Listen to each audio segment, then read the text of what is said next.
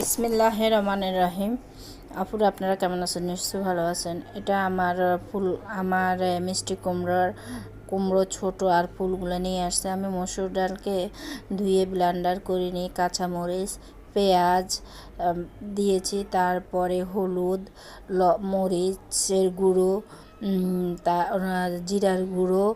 জিরার গুঁড়ো তারপর কুচি করা ছোট ছোট আপনার মিষ্টি কুমড়োগুলো কুচি করে দিয়ে দিয়েছি, একদম ডাটা সহ লবণ দিয়ে ভালো মতো মেখে আমি 5 মিনিট রেখে দিয়েছি এটার জন্য।